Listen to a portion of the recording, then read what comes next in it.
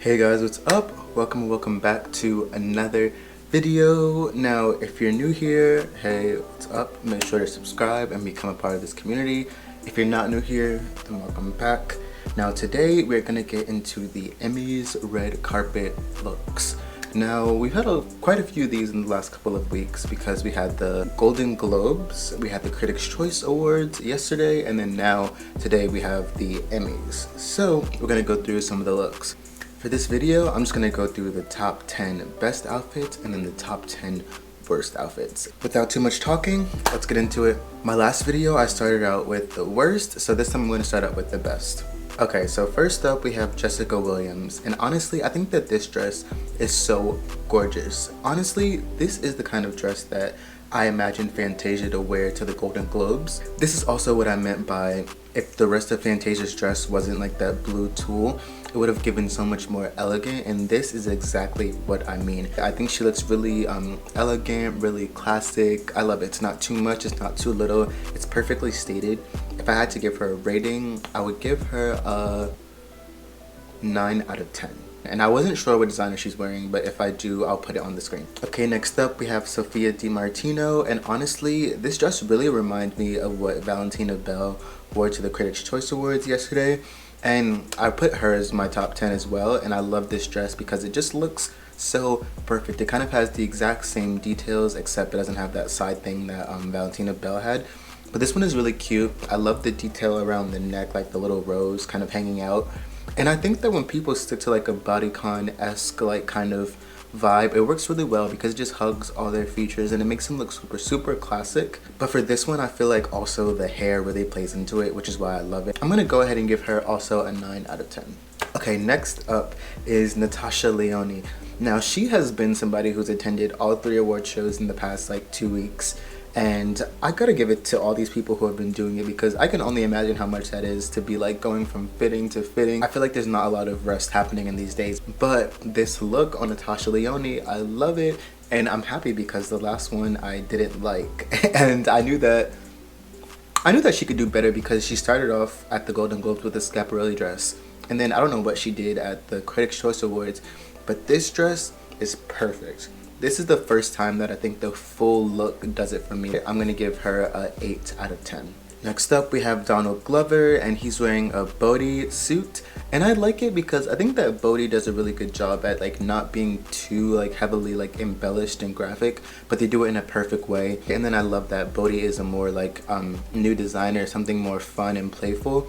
And it looks really good. It looks very much modern, but still able to live in this world that is the Emmys. So I love that he didn't dress it up too much with the dress shirt. It's really casual. I'm gonna give him an 8 out of 10 as well. Next up we have Christina Ricci. Now if you watched my last video, you know that I was in love with her Asuko Kudo look because I haven't seen the Asuko Kudo on a red carpet, I think I said since Lady Gaga. But she brought it back in the perfect way. And in this look, she's wearing a classic Saint Laurent dress. And Saint Laurent isn't the look for everybody, but she pulled it off so well. This looks so timeless, so classic, so effortless. I love it. And it's really a big difference from what she wore yesterday at the Critics' Choice. I honestly did not know who Christina Ricci was before yesterday, but I'm loving her. Whoever she is, I'm paying attention to her fashion journey because I like it. I like what I'm seeing so far. I will give her a 7 out of 10 because it doesn't scream to me, but it still is really beautiful, and for her it works so well. Next we have Ariana DeBose and Brunello Cucinelli, and this I love so much. I feel like obviously there's a lot of pressure to wear this gorgeous gown to this event, so I love that she played it just a little bit more casual with the skirt suit. But the one thing that I love about Brunello Cucinelli is that their suiting always has really fun details. Like it's either like sequins or just like the dimensions of it are really fun, and this I think looks so well. It like gives not too casual, but it gives like perfect. I think the train really elevates the look on the skirt. If I had to give her a rating, I'm gonna go ahead and give her I feel like she gets a 7 out of 10 because it's nice and simple. It's not too much, but it's really beautiful. Okay, next we have Rachel Brosnahan, and honestly, I pride myself on being really good with my like designer knowledge.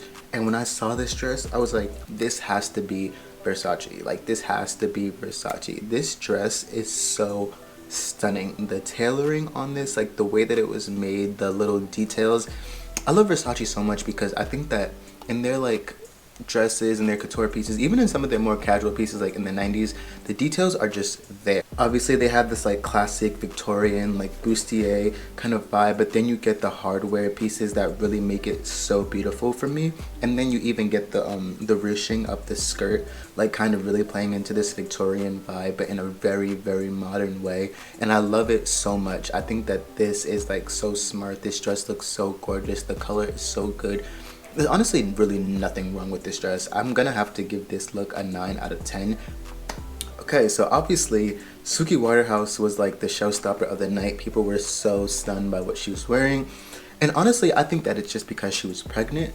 But with that being said, this is one of the best pregnant red carpet looks, honestly, kind of ever. I automatically thought about like Kim Kardashian's Met Gala when she was pregnant. Now you see a lot of women tapping into showing skin even though they're pregnant, which obviously is not a problem, but before a lot of women were being more covered up when they were pregnant. And I love this because this dress is a bit more exposed, but also it's just simple. And then details like the bow being right below the belly, to me that tells a story. And I love it. I think that she also just looks really stunning. Like she looks like she's glowing from her pregnancy. And I think this dress is really cute. If I had to give her a rating though, I don't think it was the best look of the night. I was getting, a lot of people were saying that, but I think that it was like it's like a 7.5 out of 10. I will give it that. Next we have Jenna Ortega in this Dior Haute Couture look. And the first thing that I will say is the dress is beautiful. Like the dress is beautiful, love it. I feel like Jenna might be just the slightest bit too young to be wearing this. Like to me, she doesn't dress her age at all. She really dresses a lot older. And some people are gonna love that. Like some people are gonna love that. But me personally, I kind of wish that she would play into the more youthful side, just because like as an actor, especially if you're like looking for longevity in this, you're gonna have a lot of time to do those, like to play in archives and to have fun with certain types of looks. So I think that while you're young, you should really play with those designers that are making looks for the young girls, because it's just gonna be more worthwhile. Because like looks like this could have been cute, but she could have wore this dress in like 5 years at the Emmys again and people would have loved it, and it would have been like a coming of age kind of vibe. But with this, to me, she kind of limits herself with aging gracefully, because she's like aging herself just a little bit through what she wears. But nonetheless, it is on the top 10 best because I think that the dress is really stunning. If I had to give her a rating, I would give her a 7 out of 10. Okay, so this is the last one on the best dressed list for me, and this is Tyler James Williams in a Dolce & Gabbana look. And he's actually the only guy that made it on my list for best dressed this time.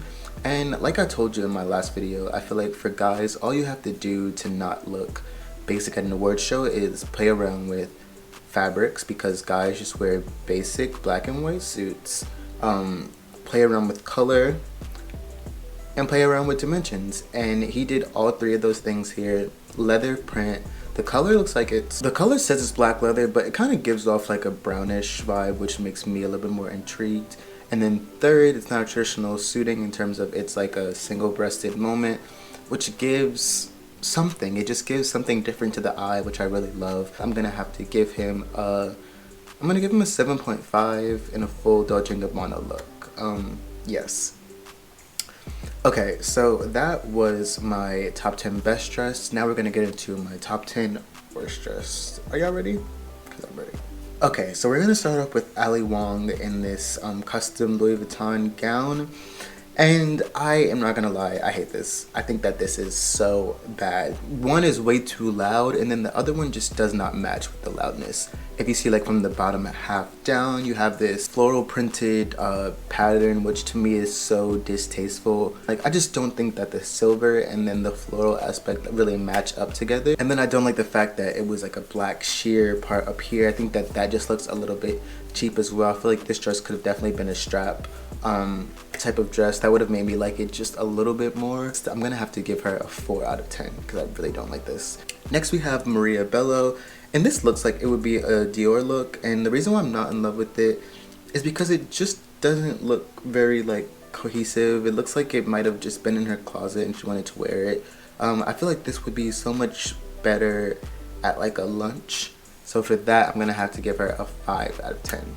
Okay, next we have Jennifer Coolidge. And I want to start this out by saying that I love Jennifer Coolidge. Like, the nostalgicness of her roles to me are just so good. Like, she is just such a great, like, actress to me. Like, I love her. I love Jennifer Coolidge. But I feel like they always end up dressing her like, honestly, like a character. I feel like they dress her like some of the characters that she plays. This kind of gives me like an old Hollywood vibe, which could be cute because her hair is always old Hollywood. It's always giving big, it's giving Dolly Parton. But I feel like she needs something that would work just a little bit better. I'm not sure if you guys saw the dress that Issa Rae wore. That was a Pamela Roland dress, but I feel like that would have looked a lot better on Jennifer Coolidge. I feel like if she played into that old Hollywood theme just a little bit stronger, I feel like it would have worked. To me, this gives like Vampire Diaries, it gives like Hocus Pocus reboot, and I'm not in love with it. It's not as bad, so I'm gonna give her a 6 out of 10. Okay, next up we have Aubrey Plaza, and she's wearing a Loewe runway piece, and I really like Loewe for like a lot of the things that they do, but I think there's some of the things that they do that I just am kind of like lost about.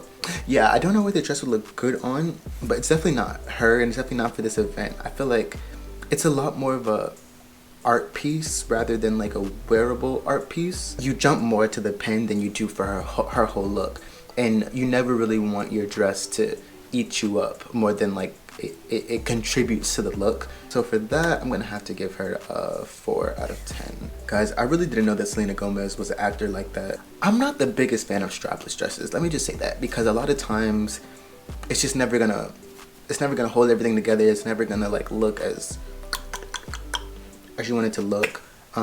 But this dress, I really am not a fan of this dress. To me, it doesn't complement her body well. To me, she looks a little bit uncomfortable in this dress. I will say I do love the color. I think that the color is really cute on her, but I'm not in love with the pattern. I'm gonna have to give this a 4 out of 10 as well. To me, this just isn't really cute. Okay, this is Abby Elliott, and again, this is another example of I don't really like strapless dresses. It looks so awkward to me. Like, the design of this dress looks so awkward. It looks like the top is like it looks like it should be down here. Like, it's like the under boob like part down here. Yeah, and it literally it makes her whole like chest just shape weird after that. So I'm not in love with it. And then the dress itself just isn't flattering after like the top part. It just is like literally like I'm gonna also just follow suit in the 4 out of 10. I'm not sure if you guys have seen the memes already going around about Quinta Brunson, but I'm gonna just address it now. Where was the steamer? Where was the iron? Why is this dress so freaking wrinkly? Like, that is my top questions. Why is this dress so wrinkly? If I was paying somebody to style this, like, they would have to be fired. They'd have been fired when we left the room, because I would have been like, why is this not steamed? But then also, this dress is just such like a 60s housewife dress. And there's nothing wrong with the 60s housewife dress, but if you're gonna do it, like I say, everything has to be connecting the pieces. The hair has to make sense, the earrings, the necklaces have to make sense, and to me, it's like giving housewife down, and from the top up it's giving, we didn't know what the look was gonna be, so we just did a glam and then we let her pick the dress. Like, that's what it looks like to me. So I am not the biggest fan of this look.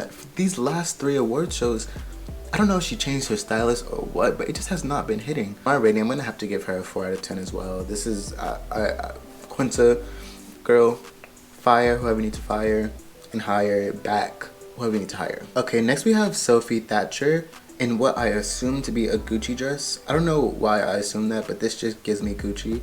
And it was the neckline for me. Like, the neckline is literally what ruined this. When you look at the dress, you go to that thing. Instead of looking at the faux look, you go to that thing. I feel like this color of green on like pale skin, it just really gives like Addams Family. It gives dark and twisted. I'm not in love with that. Yeah, and if I had to rate it, I would give this a 3 out of 10. My last video, I praised Tracee Ellis Ross about how she knows her fashion and like she can wear anything and everything and make it look really good. And I'm not taking my statement back with this look, but this is another look where I feel like it's not the right occasion. Like, I could have seen her wear this on like a press tour, but I just don't think that this was the Emmys. It doesn't talk to me. It gossips to me. I love her, so I'm gonna have to give her a 4 out of 10. Okay, and last on this list is Alex Bornstein.